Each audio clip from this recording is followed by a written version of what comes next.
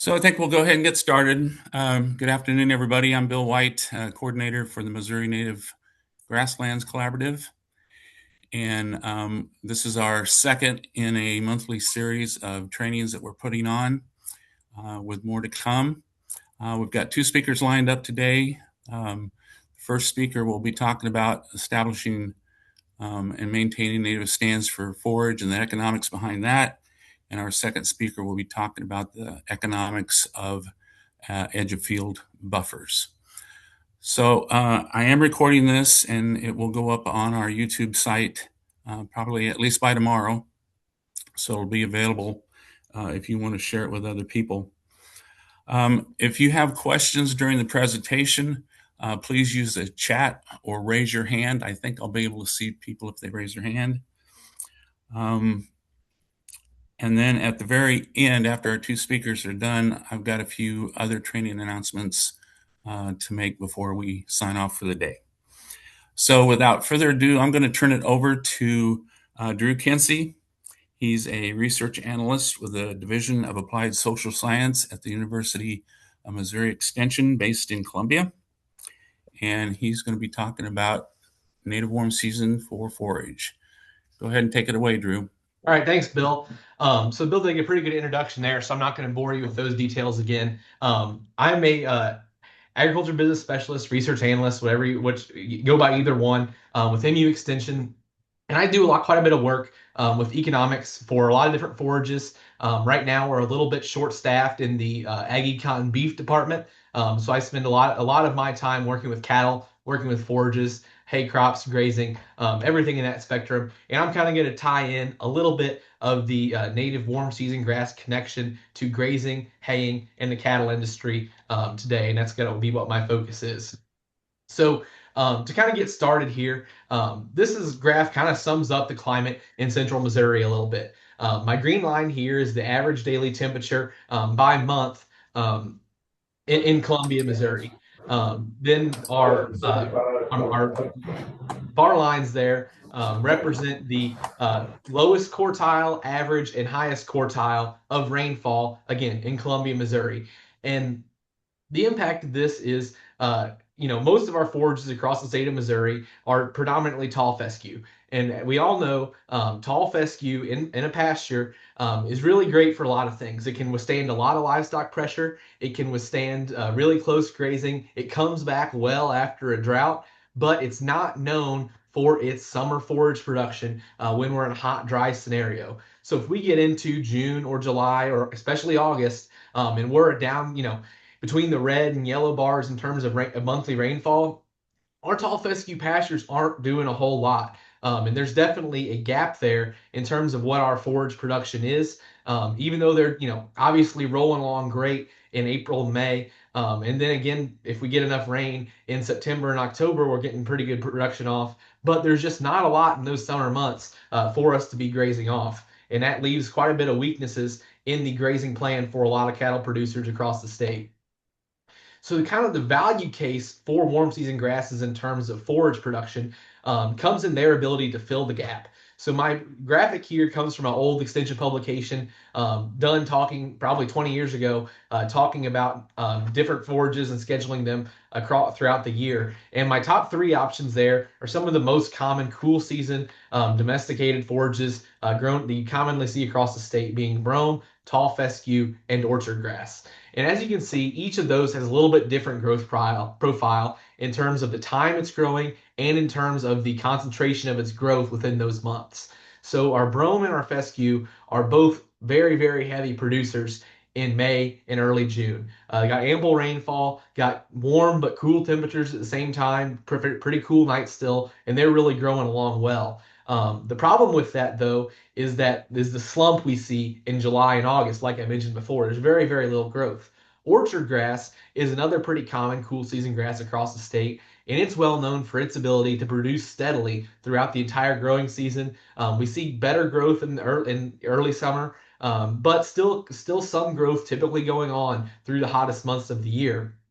However, certainly leaves something to be desired in terms of late summer forages once we get into the hottest months of the year, which is where our warm seasons come in. When we look at this graph and bring up our Um, our warm season grasses, especially big blue stem and Indian grass, which we're going to be focusing on quite a bit later today, they really do a great job filling in the gaps of our smooth brome or tall fescue production cycles and really help to get an even supply of high quality forage throughout the summer, throughout the grazing season, which can be a valuable tool in the toolbox of our grazers and cattlemen across the state.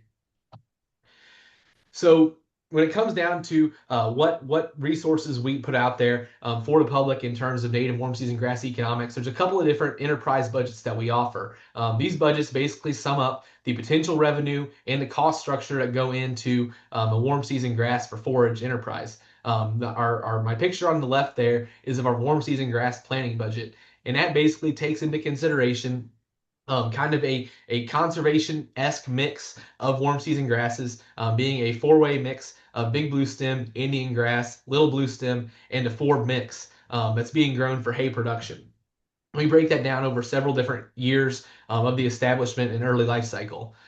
Secondly, on the right, we have our warm season grass seed production budget, which is made available as an addition to the warm season grass planting budget. Those are some things that are updated fairly regularly. You'll see updates on the warm season grass planting budget every year, whereas the seed budget, we just made it a couple years ago, and I'm planning on updating it again this coming fall once we have some more details about how the seed production business is going in 2026. So when it comes to our production costs for warm season grasses, we really break that down in 4 years. The first year we call our burn down and preparation year, second year being a planting year, the third and fourth years starting to get into production. So in year one, kind of the details that are going on in a warm season grass establishment plan are going to be eradicating the current forages. And there's a lot of different ways we can do that.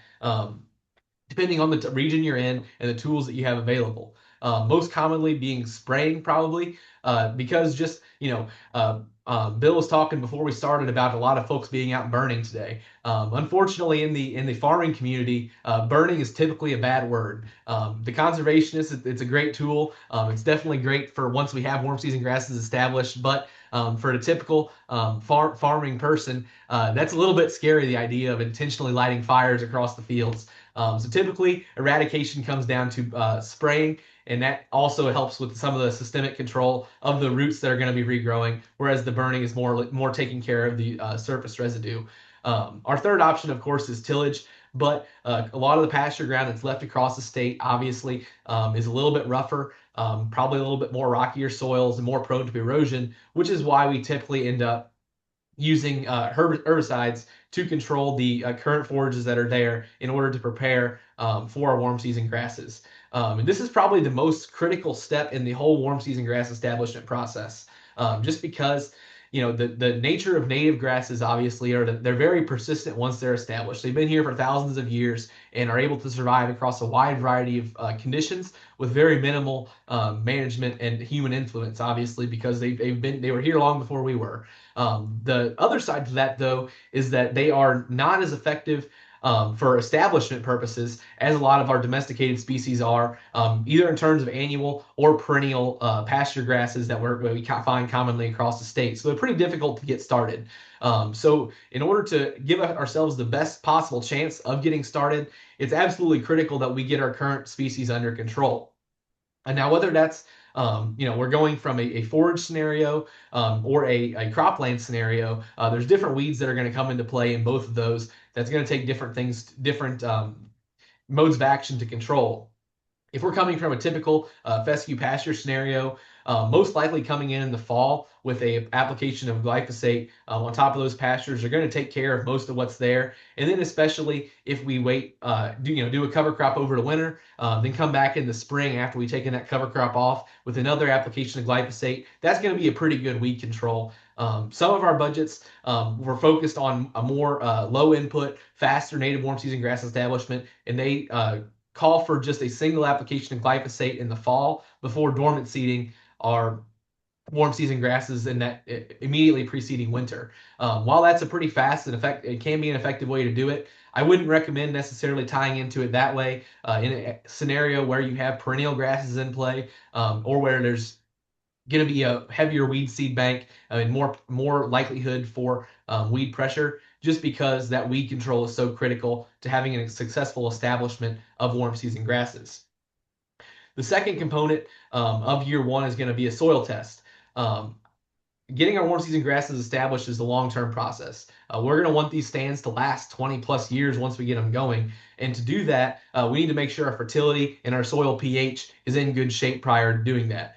So soil testing on a 1 acre grid is an excellent idea. Helps us vary what we're putting down to save some cost based on area of the fields. We're not putting unnecessary nutrients where we don't need them. And additionally, figuring out where our pH is so we can get that corrected as well.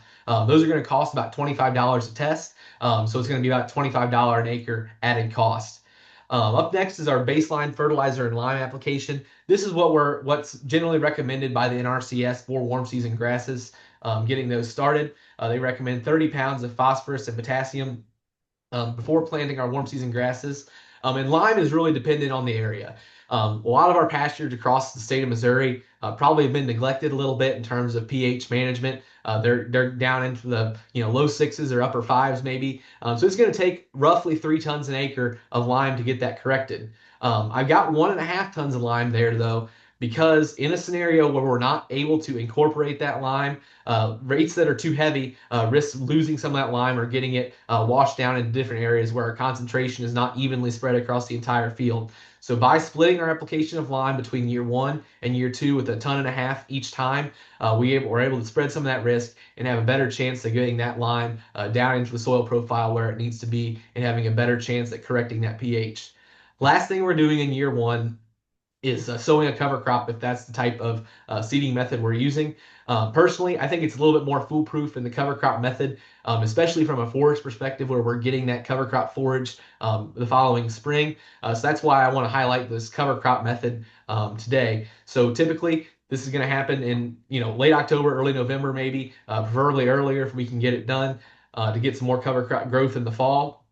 But we're going to be planting a cereal grain like wheat, triticale, cereal rye, and that's going to be a great forage production, great for suppressing winter annuals, as well as some of the warm season annual weeds that are going to be coming up in the spring to help get those weeds under control and give us some valuable forage to be using in the future. Excuse me. Year two, that starts to come in where we're going to end up seeding our warm season grasses. So the first step in year two is going to be controlling our cover crops. That's probably going to be a multiple step process. Ideally, we'd be able to hay it or graze it in order to get the biomass off the ground. If we're grazing, it's important to do kind of a management intensive style of grazing where we're putting a very heavy stocking rate on in order to get that cover crop eaten low evenly across the field to get that residue out of the way to provide a good open seed bed for our warm season grass to come up. Haying, obviously, we're cutting low consistently across the field, so that takes care of that problem. But it'll have a little bit more of a nutrient cost in terms of our fertilizer expense if we're doing hay because we're taking all that phosphorus and potassium back off the field.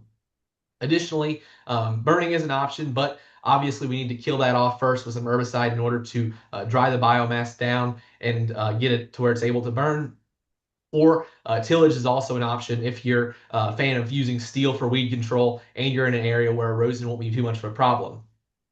Once we got our cover crop controlled, got any residue that's left from that killed, then it's time to seed. Typically, May is a good time. We start to get soil temperatures up in the 50s pretty consistently. That's good for our warm season grass germination. So seeding is the second step in year two. Finally, we get 45 to 60 days out from our seeding. We're going to spray with a imazapyr herbicide that'll give some control for our annual grasses that are coming in. This is one of the most valuable tools growers of warm season grasses have in terms of weed control because it gives some of that control against annual grasses while not injuring our native warm season grasses if we give enough time in between their emergence and the application that we're doing. So again, generally want to make sure that's in later summer so we get our warm season grass growing a little bit before we make that application. Final step is maybe mowing. If we have some other plant residue that's coming up, getting a little bit tall, providing some shade across our warm season grass, we want to give it the best chances possible in spring of year three to have a good growth out the gate. So coming in with a brush cutter, brush hog is probably a good idea in order to give that a fair chance in sometime in the fall of year two. Finally, in year three, we get to the point where we actually get to start thinking about managing our production. In year three, we're going to expect half to three quarters of a normal crop, depending on how well it's established, depending on the type of weather we get. Um, One thing to keep in mind is that even though we've had a full year since we planted it, our stand is still pretty delicate. We all know how extensive the root system can be on native warm season grasses, and it just hasn't got there yet. It can be pretty delicate. A lot of newly seeded warm season grasses, if we go in and try to graze that off immediately in its first year of production, we can actually see some of those grasses being pulled out by the roots by the grazing animals, which is obviously going to hurt the future efficacy of our stand. So what we can do to combat that is to either hay it in that first year, or if we're going to try to graze it, come in and make sure that the animals are taking one or two bites off the top of the grass and leaving the rest behind and not getting too aggressive with their grazing in order to preserve the integrity of that stand. So typically, in our four species mix that we're talking about, that crop might be 2 to 3 tons an acre is kind of what we could expect, which would produce a hay crop that's going to provide revenue of somewhere in the neighborhood of $300 to $375 per acre in year three. Finally, year four, we get to where we're producing a full crop. It's fully open to grazing. We've got a decent enough root system established. We can expect 4+ tons an acre as hay or 150 plus cow days per acre, depending on how we're managing that forage. So we get a pretty good, stable, and high yielding forage crop by the time we're into 4 years. And that's when this establishment process really starts to pay off from investing all that time in the previous 3 years. So when it comes to the actual economics for our warm season grasses, our main budget drivers are our grazing income has increased significantly over what it's been in the past. I'm sure all of you have been to the grocery store in the last couple years and have realized that your beef prices are quite a bit higher than they used to be. Now that's not necessarily all on necessarily on the cattle markets. There's definitely a produce or a processor factor in that too. But cattle producers have been enjoying a pretty good beef market lately, and are really able to start to have some net income and are able to give some more of that back in terms of recognizing the revenue generated by their pastures. Additionally, in a rental scenario where folks are renting pastures, those rental rates have gone up now that there's a little bit of money in producers' pockets and they're able to compensate their landlords a little bit more fairly. Still not to the point of where pasture rent is competitive with cropland rent, but it's getting to the point where it's somewhat on parity with the type of land production that we're talking about. Um, so our grazing income has gone up pretty significantly in the budgets. We're able to project some more revenue on the grazing side. To move to the cost side, we are seeing fertilizer costs quite a bit higher. Now, warm season grasses, as you know, are pretty nutrient efficient. They don't need a whole lot of fertilizer as compared to a fescue or another cool season grass in order to produce pretty respectable yields. However, the global geopolitical situation, there's plenty of tension throughout the world. Phosphates are a place where fertilizer has been hit particularly hard. A lot of phosphates are imported. From across the world. China and India are pretty decent sized players in that market. And tariffs are in effect affecting things all across the world, driving fertilizer costs. So overall, from between nitrogen, phosphorus, and potassium, we're saying fertilizer costs are roughly 25% higher than they were in last year and in the years before that. Seed prices for our warm season grasses are also 25% higher. Warm season grass seed production is a very volatile industry. Native grasses, by nature, I guess, are made to be very good spreaders of their seeds. They want to drop seed, make sure it gets to the ground in order to proliferate their species, obviously, because they're natives. That makes it very difficult for human harvest. So seed harvest can be very volatile and affect this supply of warm season grass seed on the market pretty rapidly from year to year, or pretty dramatically, excuse me, from year to year. With that said, there isn't necessarily any thing one person can point to as far as supply of warm season grass seed over the past year, especially since the wind events, the rain events that can damage a warm season grass seed harvest can be so variable across areas. And a producer 20 miles away could have a totally different crop than one where we're sitting. But excuse me. But just the overall inflationary factors, higher fuel cost, higher labor price, higher shipping, everything in fertilizer as well, all of those things play into the factors affecting the production costs for our seed producers and tend to drive those seed prices up a little bit. And again, in the neighborhood of that 25% percent range. Finally, labor costs are going up.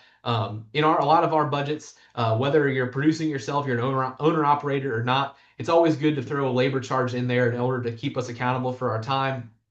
And the labor market as a whole, costs are going up. So as a result, our on-farm labor costs are going up as well, continue to drive the expense side a little bit harder. So when it comes to the actual numbers in the warm season grass budget, I got it again. We got it broken down all across the 4 years, and this is the overall cost side of what things are looking like. So in year one, we got our cover crop seed, our fertilizer, chemicals, all coming out to a total of about $190 an acre that we're investing in our warm season establishment in year one.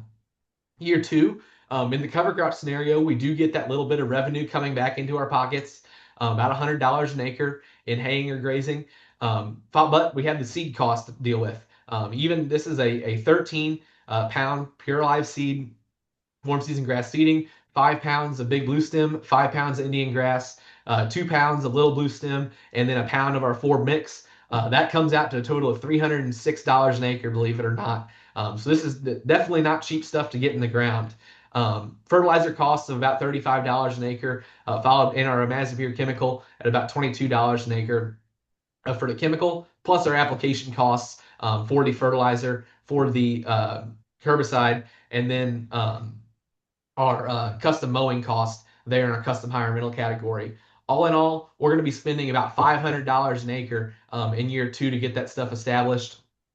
If we're accounting for all of our time and opportunity costs, that puts us at a total position of net or a loss of about, or excuse me, a negative profit, I guess, of $320 an acre there in year two. Year three, once things start to produce, it gets quite a bit more rosy on our budgets. But hay costs, we're estimating $125 a ton for warm season grass hay next spring.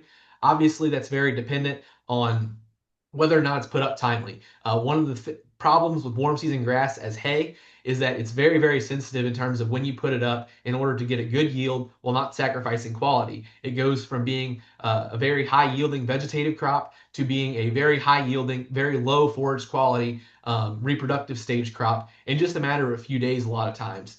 So it can be challenging to put up as hay, but if we do a good job, get it put up on time, it's a pretty valuable crop. And we can expect about $400 an acre in our revenue in year three. Combine that with our $270 in costs, most of that being driven by our haymaking costs. We're actually showing a profit in just year three, which is our partial production, of about $150 an acre. So that shows you just how quickly these warm season grasses can begin to pay themselves off. Excuse me. Year four, once we hit our full stride, it's more of the same in terms of where our costs are coming from. But the bottom line is we have a little bit higher cost. We have to put more fertilizer on because we're taking more away, and also having more bales come off that acre. So our haymaking cost is higher. So we're about $100 an acre higher in our costs, but our revenue went up similarly to end up with a net income of about $230 an acre there in year four. So pretty profitable crop. It rivals what our row crops can do in a good year if we have decent market prices. So once we get it established, it can be a very, very lucrative forage to have in place on the farm. On our budgets, one standalone species that we do offer is eastern gamma grass. I thrown that in there just to give a different picture for it because a lot of folks are kind of interested in what the eastern gamma grass potential is. And I won't read you all the details, but its economics really look fairly similar to what our four-way mix is, except for the fact that it is a little bit higher yielding, so we do get some more revenue once we hit our production. But cost side is fairly similar overall. To break things down across the five different budgets that are included in our native warm season grass planting budget, you can see kind of comparing our dormant seeded budgets in the first and third columns versus our cover crop seeded budgets in the second and fourth columns. Overall, there's really not a whole lot of difference once we account for the revenue that we're getting off of our cover crop grazing in the summer, in the spring of year two. There's about $100 an acre difference, which is about what our revenue potential is. So money wise, Cover crop or dormant seed, it doesn't make a whole lot of difference. It's pretty much up to the producer for what they're most comfortable with in terms of seeding method, whether or not they need that cover crop forage to fit into their animal feeding plan, and also the seed supplier's recommendation also becomes a factor. Dormant seeding, some species, some seed types are that's needed for where you need that vernalization factor over the winter. Others they can either do that artificially or it's not necessarily as important. So spring seeding might work better, but it's important to know what type of seeding is going to work best before you buy the seed, since the seed is such a significant investment in terms of the warm season grass renovation process. So I want to call your attention back to what we talked about at the beginning, which is tall fescue. So many of our pastures across the state, it gets to be July, and we can see these nice fescue seed heads all across the pasture. Unfortunately, those seed heads aren't very nutritious, and they're actually toxic to a lot of our grazing animals. Fescue has a fungus in it or that's based on an ergot fungus that ends up causing some toxicity to our grazing animals. And their main impact is it causes them to eat less and lose condition, which financially the impact of that comes on the reproductive side for our cattle. In toxic fescue situations, we can actually see our weaning and conception rates about 15% lower, if not more, than where they would be in a non-toxic scenario. So if in a everything's good scenario with high quality non-toxic forages, if we can expect 95 or excuse me 85% of our cows to wean a calf in a heavy end of fight situation, that could be 70% or even lower. The dollars and cents of that is kind of shown down below, and there's two different components to where that financial aspect comes in.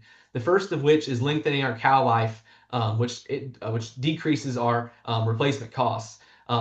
Typically, in a well-managed beef operation, we're going to once a cow gets a few years under her belt, there's really no excuses for her to come up open.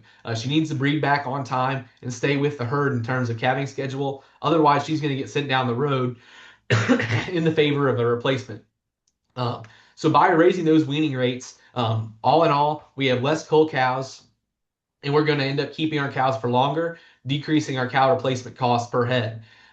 Similarly, by not having to cull those cows and them being bred on time, we're going to see more calves born in the near term, which creates some added interest in income on that because we're receiving that income sooner rather than later, since we're calving on time rather than having an open cow 60 days after breeding when we preg check her and then having to buy in a replacement that's going to calve at a later date. Where the money breaks down to is with our calf income per cow improving our weaning rate from 70 to 85%. We see an increase of about $300 a head in revenue from our calves. In terms of cow replacement, we're going to reduce our total cow replacement cost per cow in the herd by about $450.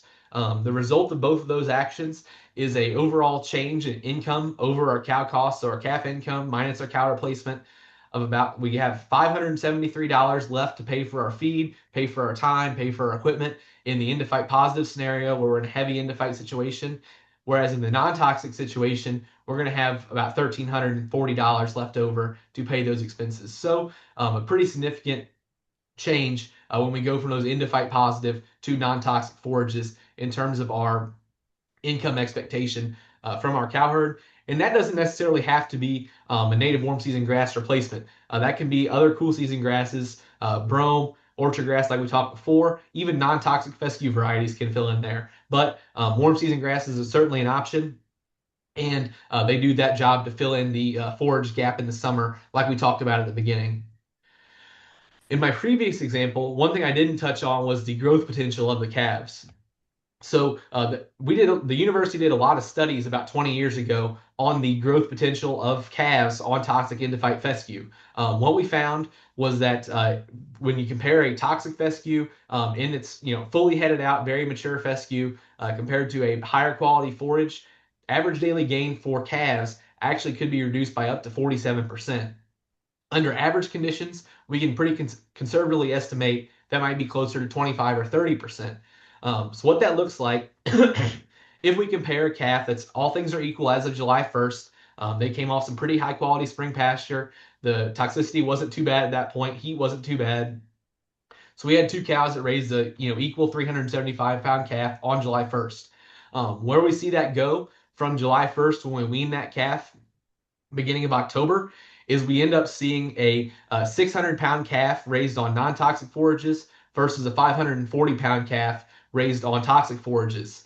Um, and the way the cattle market's typically structured, since there's for lighter calves, they're typically worth more per pound. Since the next owner of that calf is going to have more opportunity to put gain on that calf with their feed and add value to it. So in this, with today's cattle prices, our 540-pound calf is worth give or take about $3.80 a pound. Our 600-pound calf is worth about $3.50 a pound. The result is a difference in $86 per calf in revenue from a toxic from a excuse me from a toxic to a non-toxic scenario. This was not included in my example on the last slide, and it's just more icing on the cake for the value that can be created by converting toxic fescue pastures to endophyte-free pastures, whether that's using warm season grass or forage or not. So now that we talked about all the value we can create for cattle producers in terms of converting away from fescue pastures to non-toxic forages, one of the biggest hangups for a lot of producers in terms of renovating to warm season grasses is land. The picture I got here is a beautiful pasture, very diverse, lots of species out there, plenty of warm seasons, plenty of wildflowers, everything you want to see. The problem is it takes a long time to go to this from a typical Missouri headed out fescue pasture. Unfortunately, I think this is actually a pretty decent looking fescue pasture. It's pretty green still, even though it's got the heads on it. So they probably got a fair amount of rain. There's a decent amount of forage there that is available. This isn't necessarily a bad pasture. It's just got the problems we talked about before that's going to impact some of our revenue on the cattle side. Excuse me. But the problem is that to go from fescue to our nice native pasture, we've got to get here somewhere. The burnt down, absolutely nothing growing is that critical part in between fescue production and non-toxic warm season grass production. But the problem with this is that there's nothing for the cattle to eat out here, right? We got everything burnt down, nothing available for them to eat. And for a lot of beef producers, that's a really hard thing to stomach.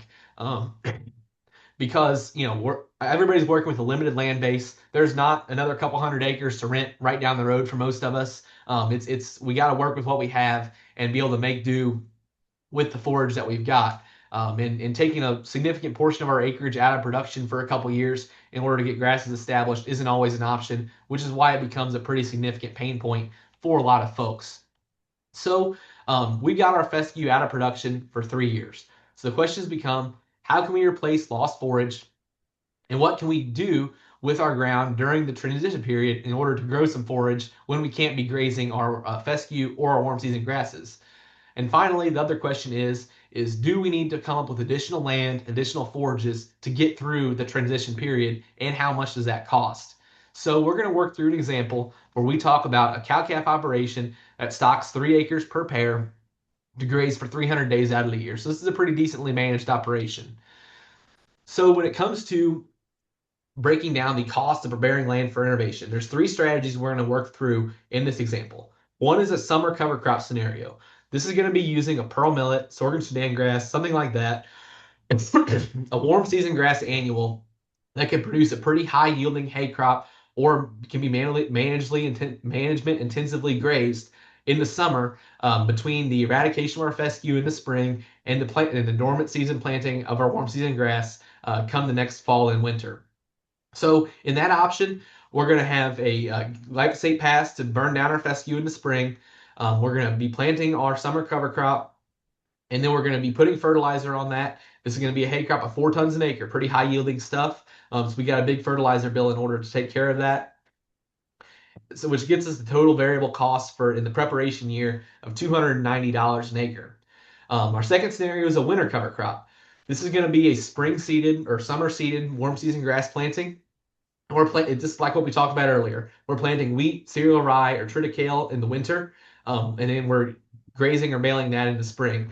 So pretty similar to our summer cover, we're using glyphosate in the fall. Goodness. And then we're planting our cover crop, baling that in the spring. In this scenario, we've got our Again, a pretty good fertilizer bill, about 3 tons an acre is what we're estimating for a total preparation cost of $254.50 an acre. Final option is a fallow option.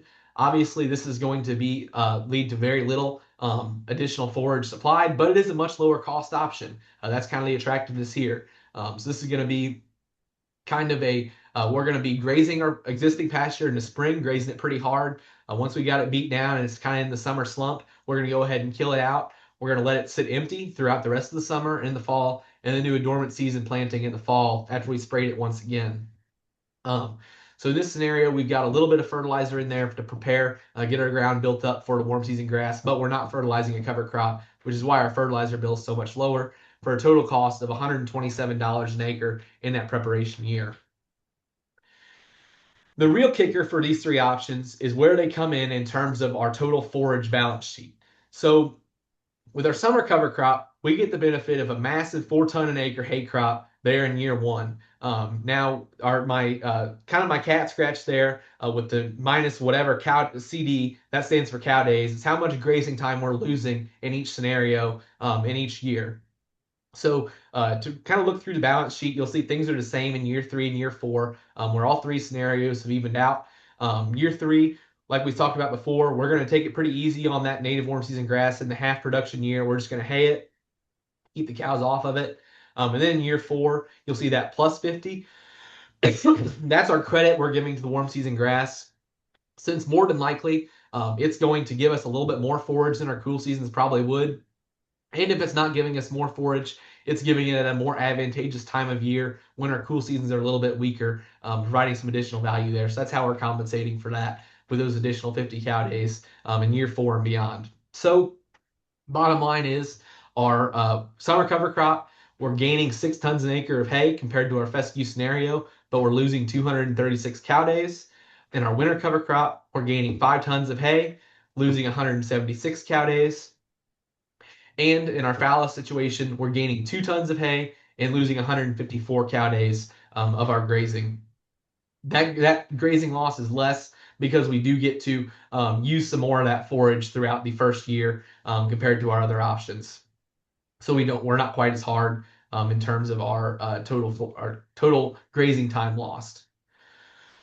So these are my graphs I've made up to kind of talk about what additional land needs might be in each of these scenarios. So my yellow bar at the bottom is what we're going to need. So pretty consistently across the spring, summer, and fall, we're gonna look for about 40 cow days an acre off of our pastures in that time.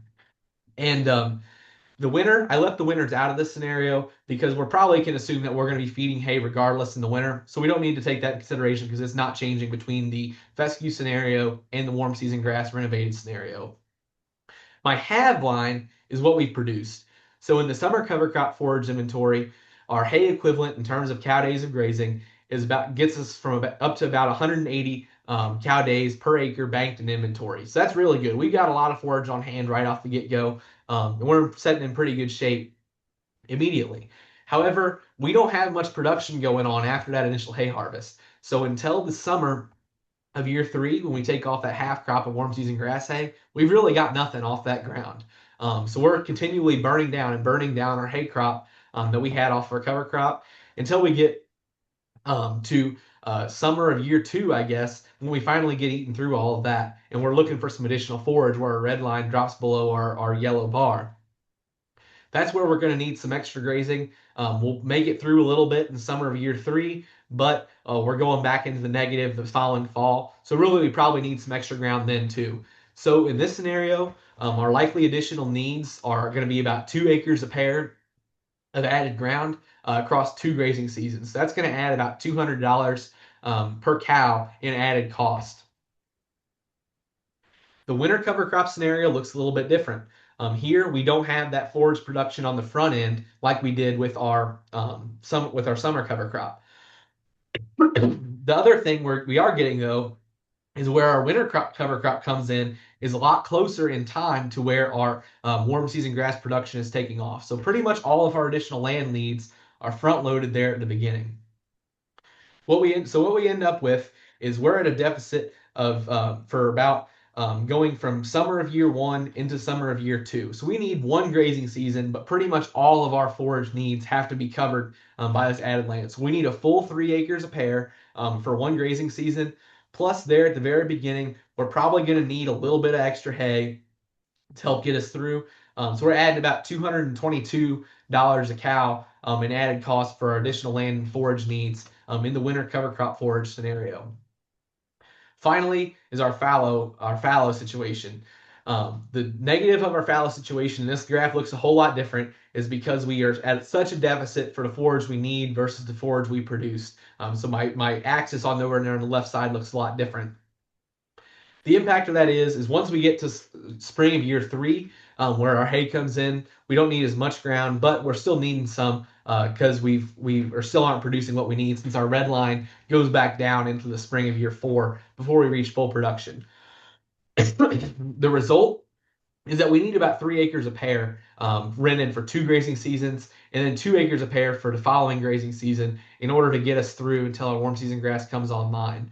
In this scenario, the lower cost of doing the fallow establishment method is offset by the $400 a cow our additional pasture needs is going to require in order to get us through into our native warm season grass production period.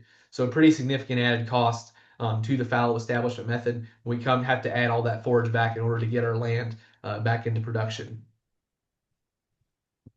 So when it comes to actually breaking down the economics, where we end up with, we talked about our preparation costs, we talked about our planting and maintenance costs at the beginning, and our land use cost or credit is what we just worked through to get us to, and plus our cow herd impact that we talked about with our reproductive examples, where we end up with on our summer cover crop scenario, our net cost for throughout the first 4 years, it's going to cost us about $341 an acre. Um, that's really not too bad compared to our total investment because we got that big land use credit. So it's overall a pretty favorable expense. And we're going to be able to, from the time we decide to convert to native warm season grass, it's going to take us 7 years of production to pay that back off.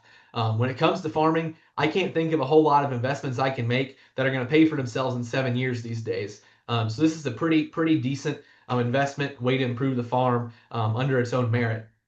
The winter cover crop, it's kind of in the same boat. Where our net cost is $320 an acre, so this is a little bit cheaper method. Overall, more profitable to go with the winter cover strategy, planting our warm season grass in the spring of year two.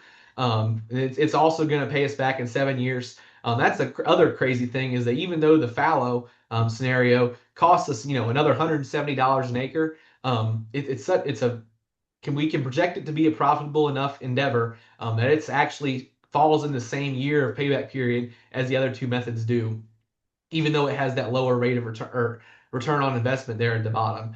All in all, warm season grasses can stand on their own in terms of the farm improvement.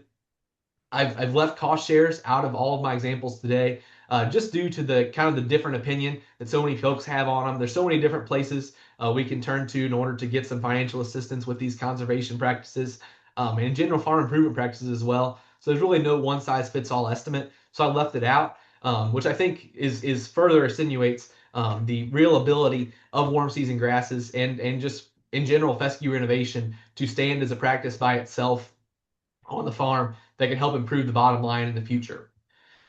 That kind of sums up the economics portion of what I'm talking about. I've got a few resources linked here at the end if you'd like to take a picture of any of my hyperlinks here in order to refer back to later. I don't know if Bill's planning on sharing the slides after the fact or not, but these are some of the information I talked about.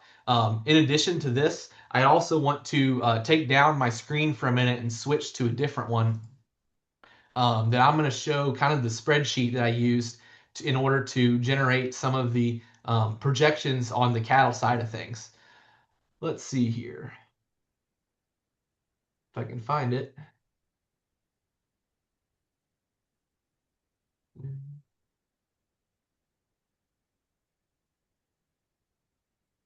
All right.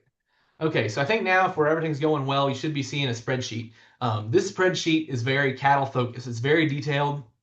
and it covers the toxic renovation aspect. Gets much more in depth than our spreadsheets for the native warm season grass budgets do, and it contains a lot of the same information.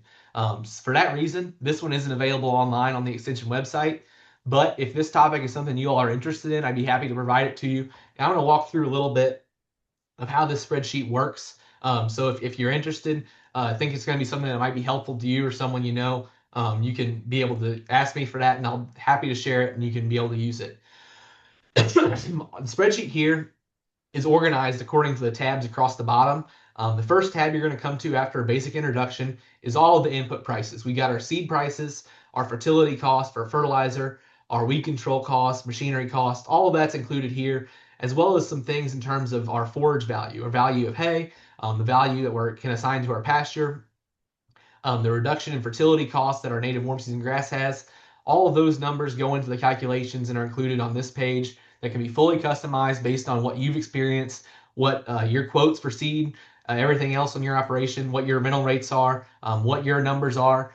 This can all be customized to be a fit for your scenario. This is just plugged in for kind of a default scenario that I use in the examples today, but everything can be changed. Everything in gray is fully unlocked and able for anybody to change when you're customizing this for you. Second slide is their seed mixes.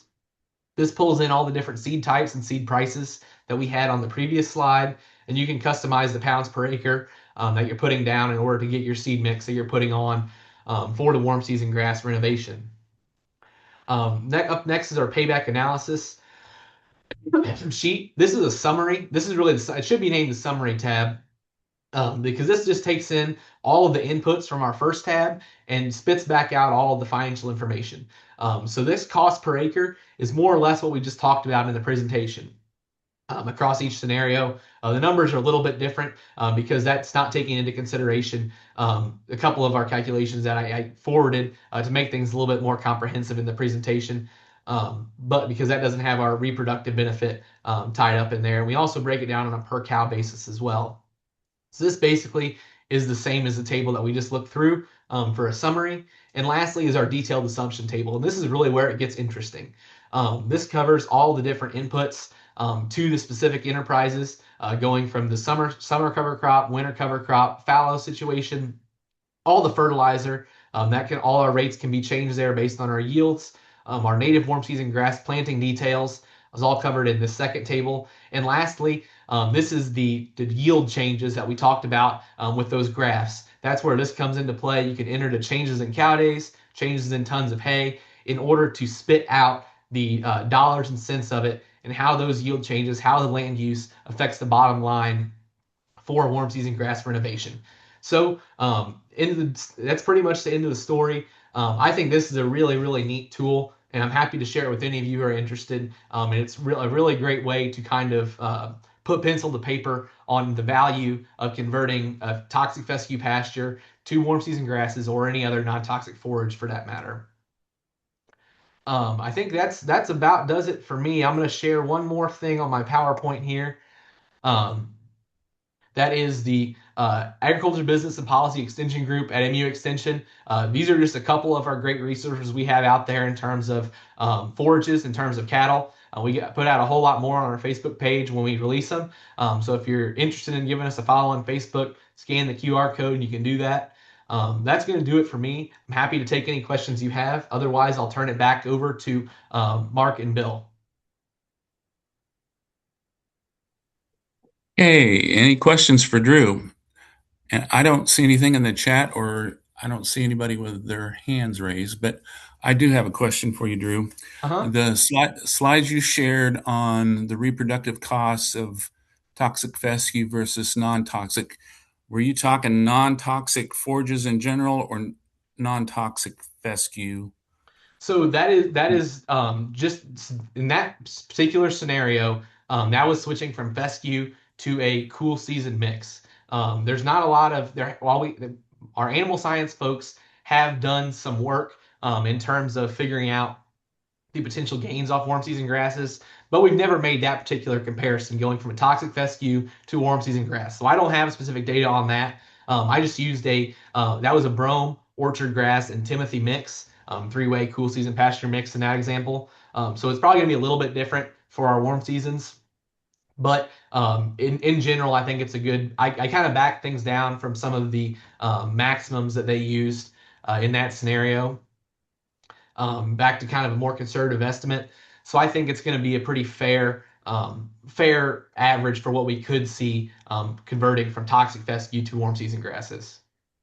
Okay. So would it be fair to say we probably would see a little bit more of a bump from the native warm seasons because of their crude protein during the summer months? I think it's definitely reasonable to assume. Really, if we're comparing apples to apples on our native warm season versus our cool season forages, they can both offer exceptional quality at different times of year, right? Our cool season forages are going to be very high quality in the spring, and they're going to grow a lot more forage a lot earlier than our warm seasons are. So I'm definitely not here to say that we're definitely not going to replace our whole farm with warm season grasses. That's not going to work too well. So we're Agreed. not going to have any grass until May or June, right? Whereas our cool season grasses can get us started in March even.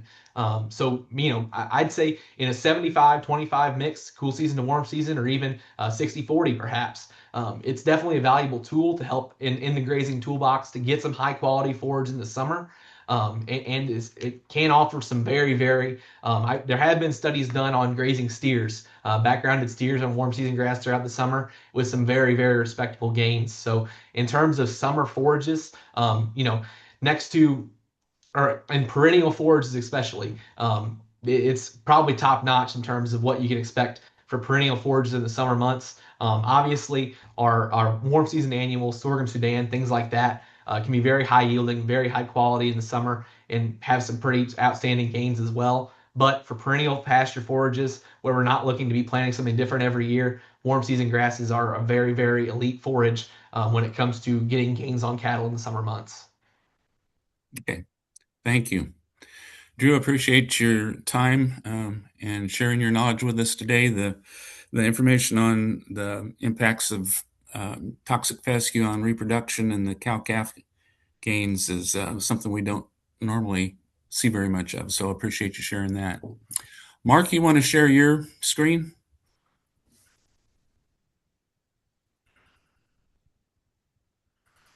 And Mark, you're muted. Sorry, hit the wrong button there.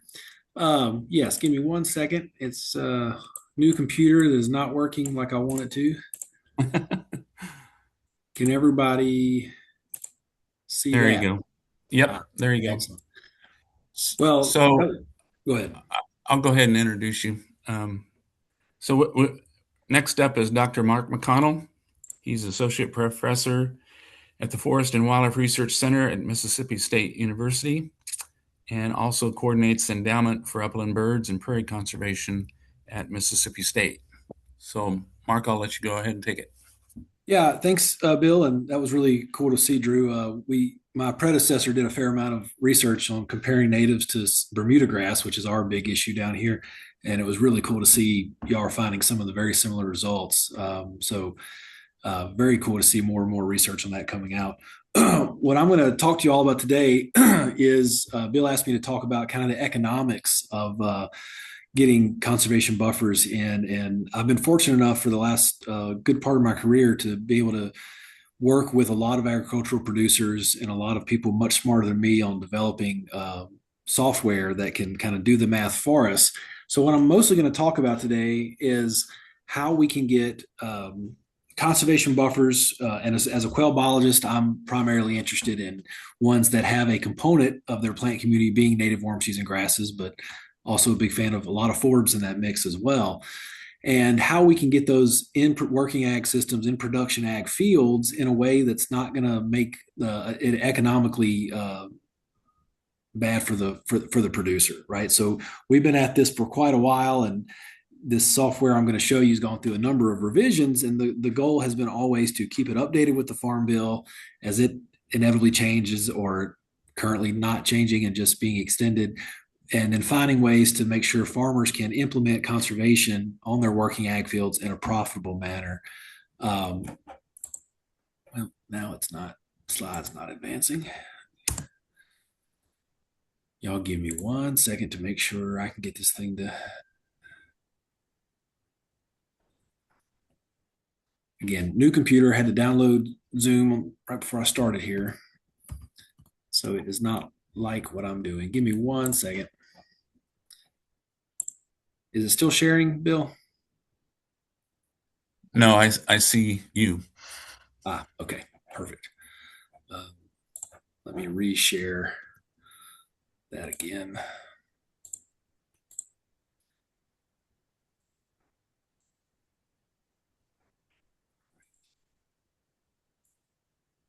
There we go. Can y'all see all that now? Okay. Yep. So I start off with a few assumptions for this kind of talk because this is not overly intuitive in the production ag world, and there's really everything. I've been talking about this for over a decade, and then I realized that I was making assumptions that I wasn't demonstrating that I could back up. So I decided to start with that. So I've got 5 assumptions here. We'll walk through briefly, and then I'll get to the thing. The first one is that there's enough unproductive. For the sake of this talk, we'll talk marginal farmland that exists to address a management. To be a management issue. And what I mean by is there's enough unproductive or less than idealistically profitable farmland on the landscape that we could target for conservation delivery.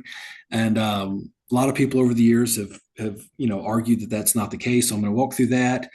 I'm going to demonstrate that on some of these marginal acres, the economic loss is pretty substantial. Then I'll tie those marginal acres to some of the negative environmental outcomes we see across the ag landscape.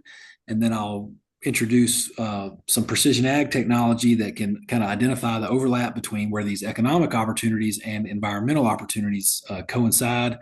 And then kind of show that through the approach we've outlined over the years, we can actually get marginal acres into something non-ag production and increase farm revenue, which is probably the biggest assumption. So let's start with the first one. Is there enough marginal ground out there to be a management concern? Well, you don't have to take my word for it. There's been a lot of cool research. Bruno Basso published this paper a couple years ago, and it's in the upper Midwest, and it's got Missouri in it as well. But they looked at all these states, and they looked at yield stability. And what they meant was over time, I think they used 6 years of data here in remote sensing and all kinds of fancy modeling. And they looked at how many years out of those was the yield of each pixel there, each cell there, which I think was 30-meter resolution, was it lower than it should have been across the field, right? Lower than the average. And what they found was about 26% of the subfield regions fell into this red category you see in panel D there, meaning that they were stable low yield. They were lower than the county average, and they were stable low, which means they were low consistently year after year. Now, they didn't tie a specific numerical value to that. They're just showing patterns in yield, and I'll circle back to this later with some of the work we're doing. But stable low yield, about a quarter of the acreage, ag production acreage in these 9 or 10 states was low yield year after year after year. Now, Dr. Basso and his team were doing this to look at how to implement better nitrogen application strategies, which is a really cool thing to do. And what I took from this was, man, there's a lot of marginal ground out there that we could possibly identify and possibly find other land use types that might increase revenue for the farmer and hopefully provide some environmental benefits. Now, full disclosure, I'm a quail biologist, have and always will be. So everything I'm going to show you on the environmental benefit side is very quail focused. But there's tons of water quality, environmental quality, air quality, pollinator, other benefits, that soil quality benefits as well. Then there was another paper that was just Missouri, and they looked at field variability and vulnerability. And again, their goal was not to identify areas for conservation. It was to identify the areas for more strategic use of agronomic inputs. And what they found here was a lot of land was both had variable yield and it was very vulnerable, meaning that it was very likely to go to something else because of the nature of the inherent soil properties. So just to show you that there's a fair amount of land out there that we probably need to be focusing on when we're talking about putting agriculture on the ground, putting conservation on the ground in a working agricultural system. You tie that in with the fact that, as several of y'all may remember, if you've been working in the ag landscape for a while, back in 2010, 2011, we had kind of this perfect storm of a lot of CRP, Conservation Reserve Program land, coming out of contract while commodity prices were really, really, really high. And this paper on the left from Philip Moorfield just demonstrates that in that 2 year period, a lot of land went from CRP, it expired, the contract expired, the landowner had an opportunity to take advantage of, convert it back to agricultural, take advantage of the high commodity prices that we had at the time and the relatively low input costs relative. So a lot of land, as you see with the hatched, the horizontal lines, that was CRP contracts, within a few years was converted back to crop production. So if you're a quail biologist or a grassland bird biologist or somebody who really wants to promote pollinator habitat in the ag landscape, that change was quite significant. Then a couple of years ago, Tyler Larkin, a bunch of folks, published this really cool paper that on the right that showed that we were actually in a period of net cropland expansion between 08 and 16. Again, that was also the time when a lot of CRP was coming out and commodity prices were pretty high, give or take over the 25-year average. And what they found was these areas of red here where cropland was expanding were areas where the yield was quite low. It was lower than the county's average based off NASS data. So, and a lot of times this paper identified they were actually the stuff that was being converted was the acres that were probably the only remnant quote unquote wildlife cover or wildlife habitat on the landscape, and it got converted to ag. Now you'll notice there's a lot of cropland abandonment there too, but in kind of the really cool crop rich regions of the country, a lot of this was happening. And if you're a duck biologist and you see all the red in North Dakota and South Dakota, right in the areas where the prairie potholes are, that's very concerning. You look at southern Iowa, northern Missouri, a lot of challenges there. A lot of challenges relative to that. So all that to say is, not only is there a lot of marginal land out there, but during this period, we were actually expanding into more marginal areas. So a pretty nasty scenario for wildlife populations in working land systems. The next assumption is just demonstrating that economic loss is rather substantial. So these are some profit maps from some fields I've worked with over the years in Mississippi. And what this is net revenue. We've taken the yield data, we've calculated the input costs from the farmer, the commodity price at the time, and we've generated where a farmer is making money and where a farmer is losing money. And in this case, the red acres on both graphs, figures here, are where the farmer is losing money, and sometimes to the tune of almost $300 an acre in revenue loss. Now, the first time I generated one of these maps, I was like, well, that can't be right. And then I called several people around the country that were doing similar work, and we compared notes, and we're all kind of seeing this. It's not always that big, but it can be. And this field on the left, in particular, on wet years, there's a forested wetland around this field. This is the Mississippi Delta, the alluvial valley. On wet years, the farmer was taking a huge loss because it was just too wet, and a good rain would scorch or get root rot or something. On dry years, the field was incredible because it was so inherently moist soil conditions. On a drought year, he could do well. This is non-irrigated. But it varied from year to year, right? And a significant loss in the wet years and pretty good crop in the other years. The soybean field on the right is more typical of what you'll see, where a lot of the losses near the edges or near the tree lines. But again, the interesting thing is, on both of these scenarios, the field itself is profitable. The farmer is making money on the field, but he's losing money in the red acres. So this kind of subfield approach and looking at field regions versus the whole field is kind of where we were leaning towards, and how to effectively get conservation on the ground. A couple of other examples here from across the state of Mississippi. Even in center pivot areas, if you look at those kind of three lines there, that's kind of where the pivot arms are doing some of their stuff. But you can look on the northwest corner of this field on the left, and that's just the inherent soil properties there. It's just, if you turn that image off, you can actually see it in the aerial photograph. That's just a challenging part of the soil in that field where the farmer's losing a tremendous amount of money. And what we wanted to do was find a way for conservation through the Farm Bill. Hopefully, as a quail biologist, I'm a big fan of conservation buffers, but find a way to increase revenue on the field while getting some good quail habitat and other environmental benefits out of it.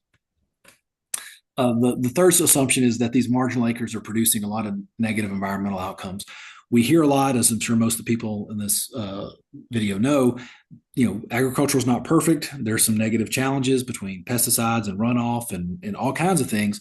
Well, a lot of that happens in some of the more vulnerable acres. So some of these field pictures I took, some of them I stole from USDA's website, but this image on the left is something that I see all the time in Mississippi, especially on years where we have a lot of rainfall, where just a small depression throughout a field, nothing the farmer can really do about it except some major dirt work.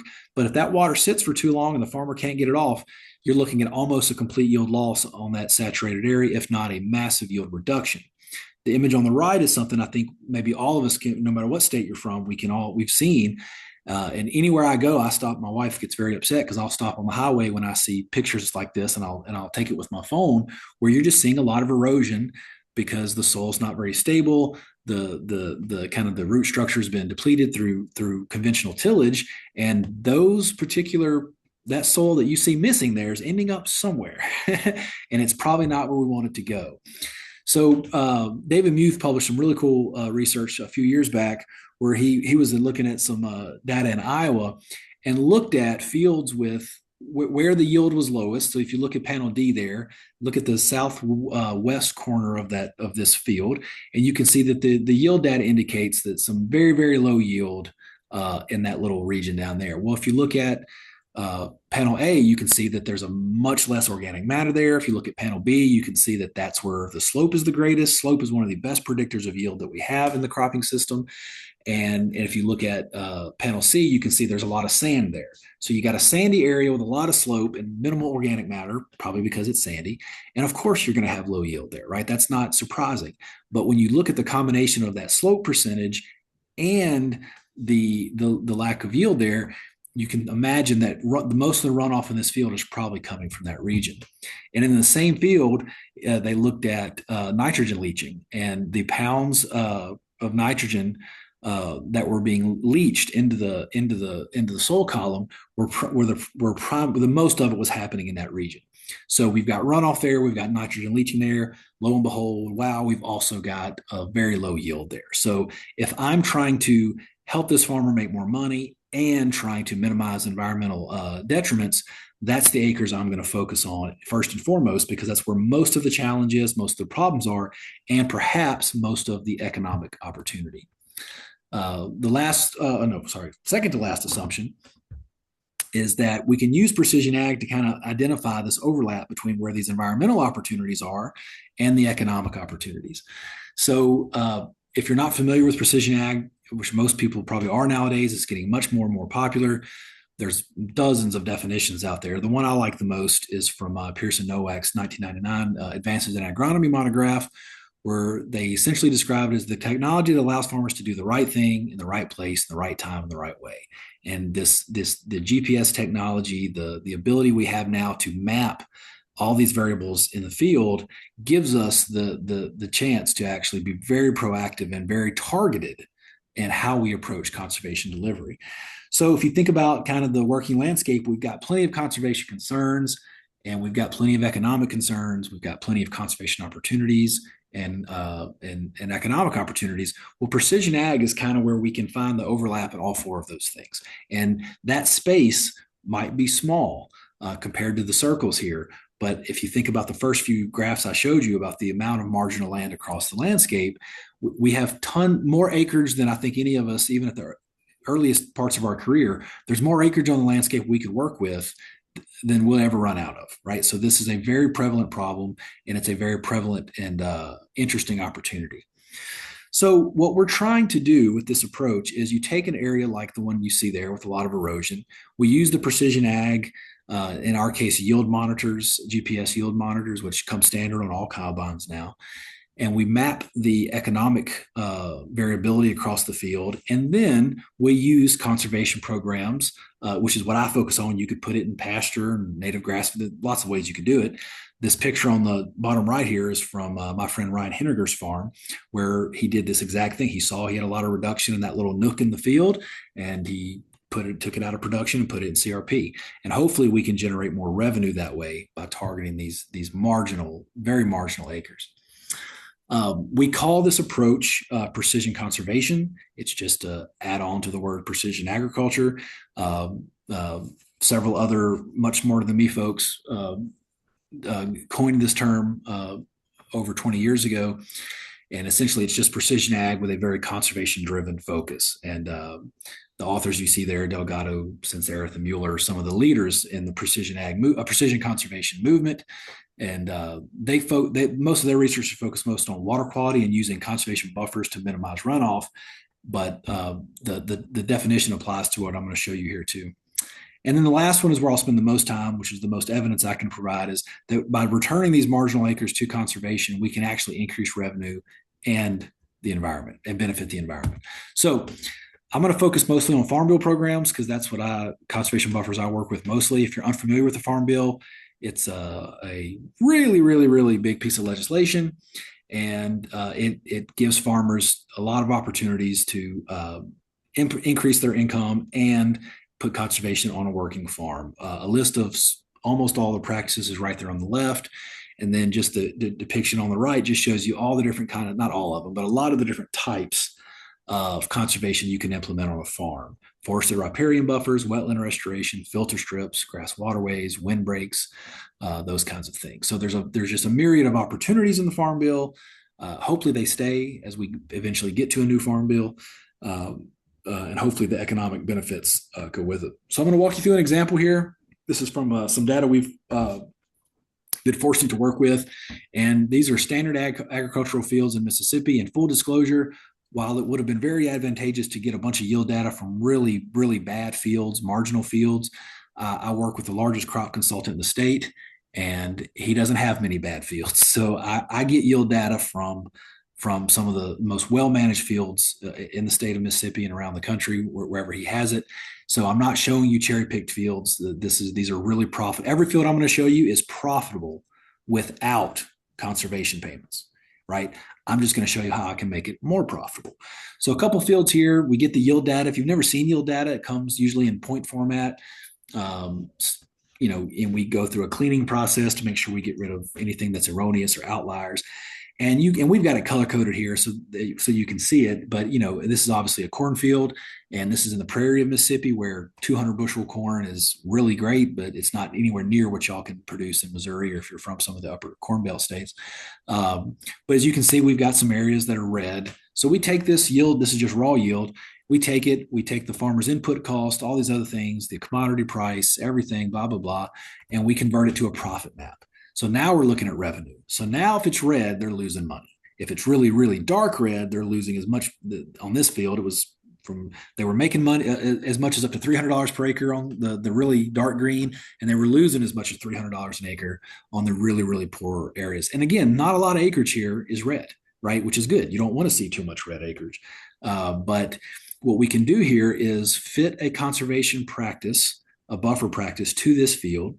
And what we do is we know the revenue of the buffer practice because the Farm Bill gives us a pretty clear way to calculate it. We've built all that into this software that we call the Mississippi State Precision Conservation Tool. And then we simulate what that would look like if we replace those acres with the payment structure of those conservation practices on that soil. Because the payment rates differ by soil type and state and county and all these things. So the next slide you're going to see is the exact same field, but I've removed a uniform, I think 120 foot maybe or 90 foot. I have to go back and check. A uniform conservation buffer around it. Now I used conservation practice 33, habitat buffers for upland birds, because I'm a quail biologist. And as much as I like this economic stuff, I really want to demonstrate what we can do with quail practices. So we know the payment rates for that practice over the contract period on this particular soil. And what you'll see is, I think maybe this was a 60 or 30 foot buffer. We've got a lot of that contained in a green color, which means on this legend, it's now profitable, right? The payment rate for the conservation buffer practice exceeded the revenue rate of most of this acreage under crop production. But as I increase the buffer width to a little bit wider, I've encapsulated almost all the red. But you'll also notice if I go back and forth, I'll just toggle that back and forth a couple of times, I'm also cutting into some green acres that are already profitable, right? And the take-home message there is we don't always need, if our goal is farmer profitability, we don't maybe always need to enroll the maximum amount of conservation possible. As much as it pains me to say that, it's not economically advisable, right? And farmers are going to have a much better sleep better at night knowing that conservation didn't cost them money, but only increased their revenue. And I'll demonstrate that in a second. So the tool we built outputs these scenarios, the 60-foot buffer and the 120-foot buffer. The red bar is original profit per acre under production, and the green bar is profit under those CRP scenarios. And this is in dollars per acre here. So what you see is we're increasing revenue quite substantially by simply removing those marginal acres and putting it in something that has a consistent payment rate for 10 years or 15 years, depending on your contract length for those acres. And what we do is we call this economically targeted conservation delivery. We're doing conservation with economics at the forefront. Only remove acres if they increase profitability to the landowner. And the assumption there is the landowner will see conservation as an economic tool and a conservation tool. The next thing the software does, and this is the part that I've spent years working on and finally had to hire a student that knew how to code better than I could. This black line here, this little squiggly goofball line, is all the acreage that is eligible for Conservation Practice 33 on this field that would increase revenue, right? So it's a very targeted, spatially targeted approach. If you enroll those particular squiggly lines, which no one's going to do, and I'll get to that in a second, that is where you maximize revenue for the field. But as you can imagine, no one is or should ever enroll a conservation buffer with boundaries like that, because it would be a nightmare to farm around, right? Nobody wants to turn a tractor that much. It would look ridiculous. It's not logistically possible. But we provide it when we work with landowners. We show it just so the landowner can see every acre of the field that is eligible under that practice that could increase revenue. And then they have the ability, this is a screenshot of the tool, then they have the ability to go in and design and cater a practice to what they want to farm or not farm based off that. So essentially this outline becomes nothing more than a guide to help them make the most informed decision possible regarding where they want this conservation practice. And then they can draw out where they want it and where they don't. And then we run the analysis again. And now we've very strategically gotten most of the red out and kept most of the green that was already green, right? So we're very economically targeting the implementation of this conservation buffer to the landowner's benefit. Now, we're still going to get habitat out of it, probably not as many acres if we'd have maxed out. But again, I don't want a farmer to lose money on conservation. I want a farmer to make money off conservation. And that's the approach we've taken here. And then in this particular field, I think I ran it with a higher commodity price than the last profit map, but we're still going from about $110 an acre in profit to $130. So a $28 an acre swing to increase revenue and get all kinds of environmental benefits out of it. So I'll walk you through a case study. This was a paper we published in, I think, in Precision Agriculture a couple of years ago. This is in Lowndes County, Mississippi. What we did is we took a farm we had a lot of yield data for several years. I think we had 6 or 7 years of yield data. And we looked at where all the conservation practices fit. So what you're seeing here is on the left is just the fields. That middle panel is the tool illustrates where all the conservation practice 22, which is forested riparian buffers, were eligible based off Farm Bill guidelines. So those red buffers there are everywhere on this farm where CP22 was eligible, and then that's the maximum enrollment. On the right is every field that we had data for that is eligible for CP33, conservation practice for upland birds. Now, we show the farmer where every buffer practice is eligible, because we want them to have that information. We are not recommending they enroll every eligible acre, because we know now that is probably not the most economically advisable solution. So then we go in and we say, all right, let's play around with this. So panel 1 there is the profit map under production for this particular field. It is a profitable field, a lot more green than red, but on the margins, there's a lot of red, and it's dark red, which means the farmer's losing a lot of money. Panel 2, number 2 there, that black line is just everywhere the farmer's going to make more money under CP33 enrollment. Panel 3 is a profit map if we enroll the entire eligible area for that practice on that field. Panel 4 is the profit map if we only enroll a slightly modified version of number 2, where we've straightened out some of the lines and made it easier to farm around. Again, we don't want any squiggly lines, straight lines, but only doing it where there's actually enough red. And as you can see, we're increasing the revenue by turning it yellow, which on this particular field, the scale yellow is all profitable. And again, this paper was titled Economically Targeted Conservation, right? That's what we're trying to show. So we did this across 52 fields, I think, with about 6 years of yield data. And we looked at CP22, CP33, and CP42, the pollinator practice, because it's fairly flexible. And we did 3 scenarios. We modeled the economics of all the fields over time under original profitability. That's the first line there. Then we did maximum conservation, where we maxed out every eligible acre we could on the farm and ran the analysis on economics there. And forgive me, the y-axis is in hectares, dollars per hectare. And then the last thing we did was the economically targeted, where we only enrolled where it was more profitable and where it made it still maintained farm feasibility. And what we found was, again, all of it's profitable. It's all above zero, but maximum conservation actually decreased revenue rather significantly, because we were getting into a lot of really good acres there that don't need to be taken out. Those were high quality acres producing a lot of good agricultural products. What did increase revenue overall, and overall across the farm, it was about a 26% increase in revenue. That's profitability, was the targeted conservation, where we only picked the least productive acres that were eligible, and we only enrolled those through the economically targeted approach I've outlined before. So economically targeted conservation over the farm, across the whole farm, increased revenue. There were 37 fields out of the 52 that actually had areas we could implement. So about 70 some odd percent of the fields had a scenario we could use. But those other fields, they were fine the way they were. There was no conservation scenario where the conservation payment would outpace what the farmer was making per acre, right? Like I said, these are really good. I'm getting yield data from a really good crop consultant. They're managing these fields very specifically, very targeted way. So, but we still had 37 out of 52 fields where we were able to increase revenue. Now, how much revenue did we increase on each field? So these are those 37 fields, and this is the percent increase in revenue through our targeted conservation scenario compared to the original profit per acre. And it varies tremendously from 1% to over 250% increase in revenue of the whole field. Now, the reason I show this is I cannot pretend that every time we do this, it's a huge difference.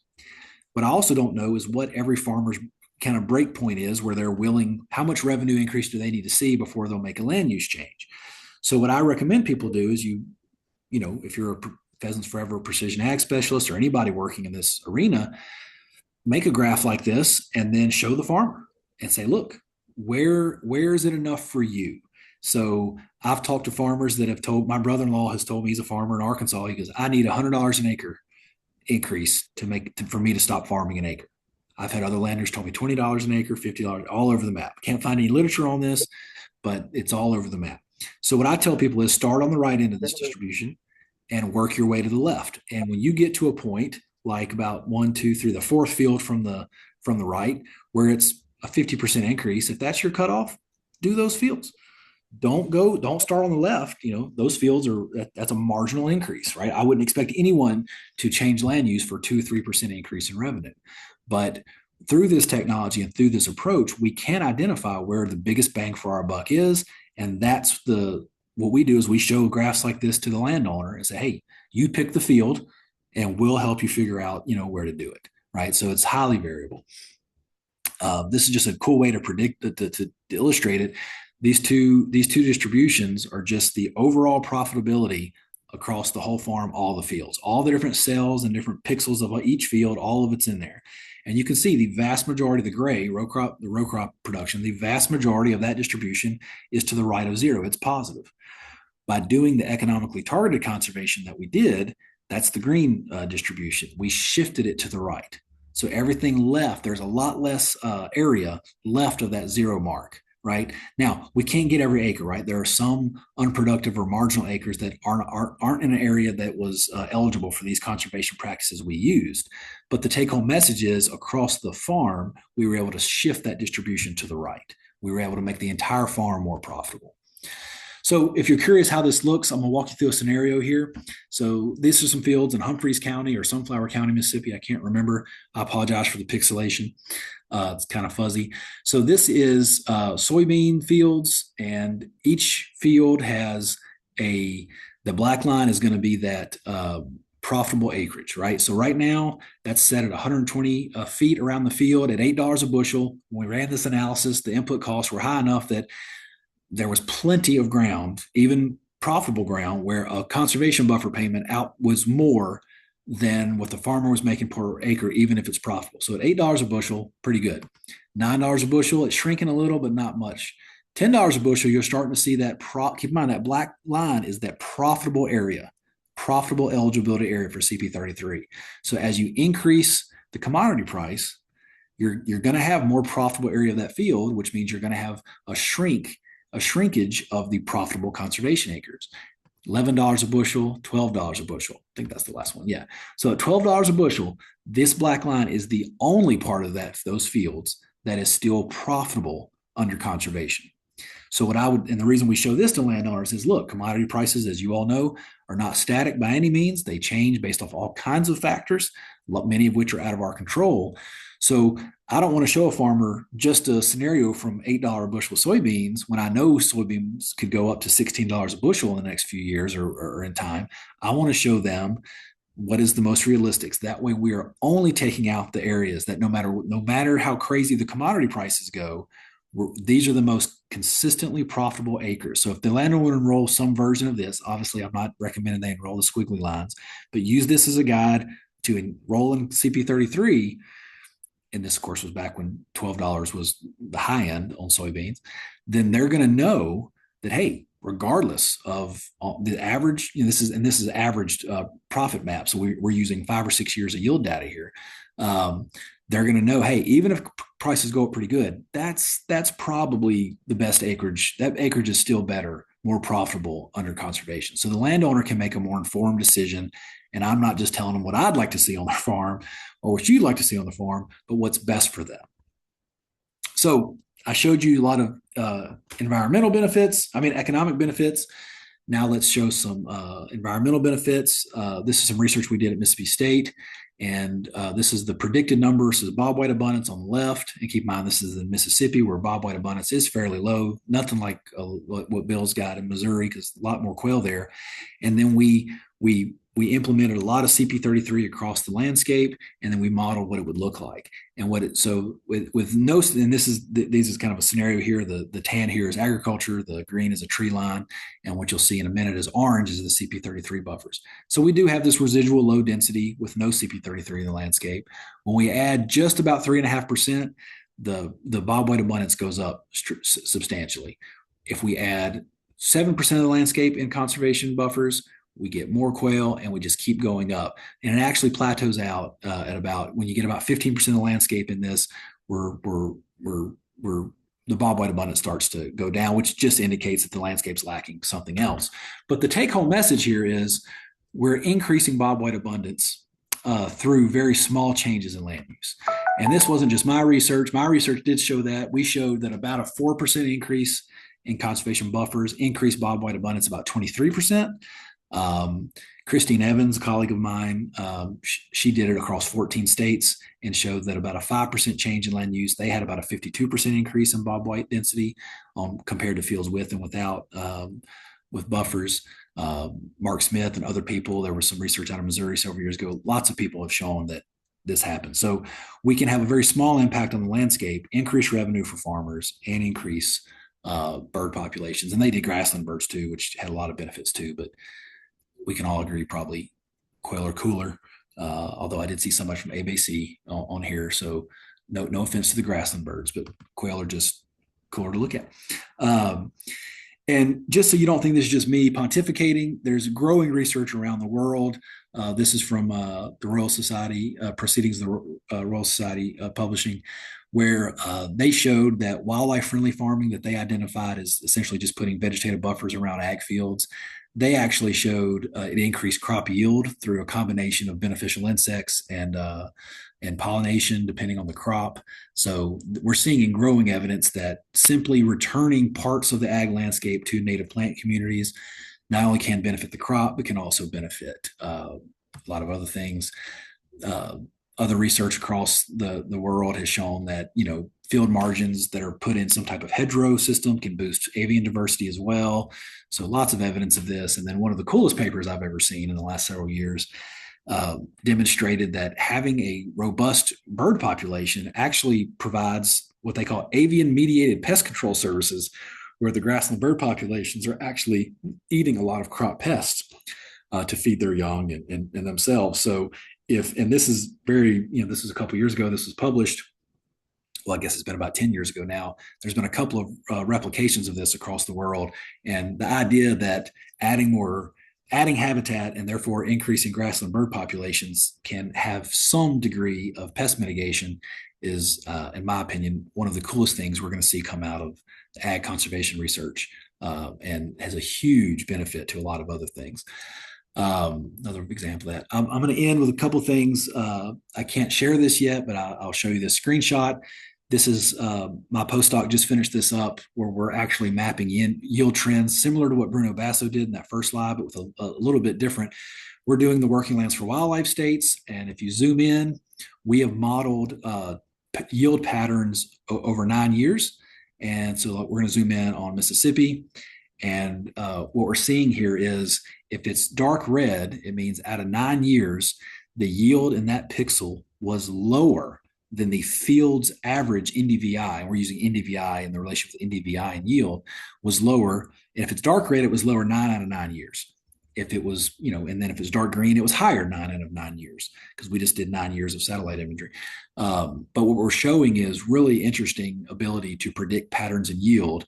And then if I'm a biologist working in this region, I can use something like this to say, all right, what are the landowners that have the most potential, and can we work with them? And whether they have yield monitoring data or not, we can identify the most vulnerable or marginal areas of their fields, and hopefully use that to try to work with them to implement conservation in a way that increases revenue and whatever environmental outcome we're focusing on. Hopefully it's quail. Last things I'll say is I'm running out of time here. I love Aldo Leopold. He had a lot of great quotes. He doesn't get credit enough for all of his quotes, but this is one of my favorites. And I love the idea of this approach. I think trying to emulate what Aldo was telling us years ago is, if we can find a way to get the private landowner to do things that are beneficial to the public, we can do that. The problem is we've got to be able to reward the landowner. And as he says in The River of the Mother God, conservation will ultimately boil down to rewarding the private landowner who conserves the public interest. And I don't think we spend enough time talking about the public benefits of what agricultural producers are doing when they're enrolling conservation, and they're enormous. When it comes to this approach, this kind of we published a paper a couple of years ago in the Wildlife Society Bulletin, where we just outline this targeted conservation approach, and we define it as application of conservation practices only where they increase profitability to the producer. Now, I know that's a high, lofty goal, and I'm not saying we have to do that, but I do believe that approach will yield dividends in the end when landowners see conservation as an economic tool. And I don't think a lot of landowners view it as primarily an economic tool. So I think that's something we can work on. So last thing is just target areas of row crop fields with traditionally low profitability. There's a lot of ways we can get that data. Hotspot, flood prone areas, soil type challenges, those things. Focus on whole field profitability, not just the area you're enrolling in. Beneficial ecosystem services, increased wildlife habitat, all kinds of different things there. Precision ag is just one of the ways we can do this, and has a lot of other applications, but this is the one I like the most. And if it doesn't make money, it doesn't make sense. I don't know who told me this years ago when I was just in graduate school, but I love that quote. I wish I remembered who said it, but when it comes to working with producers, they've got to make money. They've got enormous loans to pay off, and they have the highest debt to asset ratio of any industry in the United States. So farmers need all the help they can get, and where we can find where conservation and profitability overlap, I think it's a win-win for everybody. And the tool we've created is one approach to do that. I'll open it up for questions. Here's my contact. If you have, please don't call my office number. I never actually answer that phone, but I'm looking at it blinking with voicemails now. But if you email me, I'm happy to respond to you. And with that, I will take any questions. I'll stop sharing. We do have, just a second here, we do have a question in the chat, and I can't see it now. Where did it go? Drew asked a question. Okay. Have you developed maps where profitability would be improved without any conservation payments based on input savings and areas produced at a loss? I like what a lot of farmers are interested in buffers, but don't like the lack of flexibility. The lack of flexibility in any conservation practice is a challenge. It is actually one of the top 5 concerns we hear from some social science work we've done from farmers relating to CRP. So, Drew, is your question at looking at other ways, like agronomic ways to increase profitability? Yeah. So basically, again, speaking from personal experience, I guess a lot of my cornfields along wood lines, especially between the deer and the trees, might have field averages of 180, but the first 30 feet around the edges are going to be 50 or less, right? For bushel an acre for corn. So my question is on those fields, have you developed a map for highly variable fields where you're producing at a loss on those bad acres, where you're not covering your inputs with your revenue, where you'd actually be money ahead to even no program revenue whatsoever, you're just money ahead to not be sinking inputs into those acres? Oh, great question. Yeah. I don't have a map for that, but I do have enough data to clearly demonstrate on a situation like that. If you're cutting 50 bushels, were you saying 50 bushels an acre on corn? Right. Field average is 150, the first 30 feet, less than 50 bushel an acre. Yeah. I don't have a break even point because it, of course, varies by input costs and commodity price. But at that level, yes, you are 100%. I can unequivocally say the farmer's better off now, and I'll have a caveat here in a second, not farming that acre, those 30 feet. Now, because like you said, if you're not covering your input costs, you're losing money. So just save the input cost. Now, the challenge there becomes crop insurance, base acre type stuff. Like if it's not enrolled, if it's not planted, there's a whole nother issue there. But purely from the math standpoint of the field productivity itself, yes, there's a lot of acres. I tell farmers all the time when they engage me on this, there are some, because if they don't want to enroll, I was like, just let it go fallow. You're going to save money by just letting it go fallow and just manage it, right? Just burn it every couple of years or do something, manage it. I don't recommend mowing usually, but manage it in a way that it stays in the kind of the early successional plant community, and you're not sinking a dime into it because that soil just will not, for either it's the tree line or it's the compaction or it's the deer, it just will not produce a profitable crop. Yeah, absolutely. That we see that a lot, but most farmers want to farm, and so that's kind of option B if they don't want to or I say it's option A if they don't want to enroll in a conservation contract, then we go to that. But again, as long as they're not covering their input costs, it's a loss. Yeah, it's that simple, and farmers get that, which is great. Good question. Got a question from Joshua. Email the chat, please. Yes, typing it right now, Joshua. I do have a question myself. You showed that tool at the very end, part of your doctorate, I believe. Is that going to be available to the practitioners across the country? See, Bill, I knew you'd ask that question. Here's the full story. I wanted to give it away to NRCS and let them have it. And the campus lawyers intervened and told me not to. The campus lawyers, of course, I hope none of them are listening. I'm sure they're not. They desperately wanted to monetize it. I told them I had no interest in monetizing it. So right now, if I can figure out a way to deliver it in a way that I don't have to be responsible for the updates, yes, I'm to the point now where I'll just give it away and suffer the consequences, because we have a copyright on it, of course, because it's just code and that's all it is. But Bill, as you know, I've spent years trying to get NRCS. We built it for Yep. NRCS. Then NRCS kind of shifted their focus and decided they didn't want it. NRCS has some re-engagement on that. A couple of companies have been interested in it, but if I give it to one company, then I worry it doesn't get used. So I'm trying to figure out a way just to have it where it's just down. Right now, it's just the exe file. You just download it. It doesn't require any software. And I've thought about just putting it on GitHub one day under an anonymous. No, but well, you're recording this, so I guess I will get in trouble soon. But putting it on GitHub one day and just say, you know what, if somebody downloads it, they download it. But right now, what I'm telling people, as I have for years, Bill, this works. It's not specific to Mississippi. It's not specific to anywhere. It works anywhere the U.S. Farm Bill applies. So if you've got yield data, or if you don't have yield data now, because I've got the other tool that we're getting ready to publish where I showed you just from remote sensing. But if you've got yield data, you send it to me. I'll run the scenario. I'll come out there, or one of my research associates will, and we are doing this for people all over the country right now. I mean, it's almost hard to keep up with. So whenever people ask, we try to do it. Now, every now and then I miss an email when somebody asks to help with this, but in general, I have been offering this service for free for quite some time. So if you've got yield data, send it my way, or if you want to talk about it, and we will do everything in our power to make sure this technology is available while it's currently staying on a Mississippi State computer, because the campus lawyers can't figure out what to do with it. I appreciate that. Yeah. Well, I don't see any other questions or any hands raised. So to both Drew and Mark, thank you very much for spending time with us this afternoon and sharing your knowledge with us. I'm going to share my screen.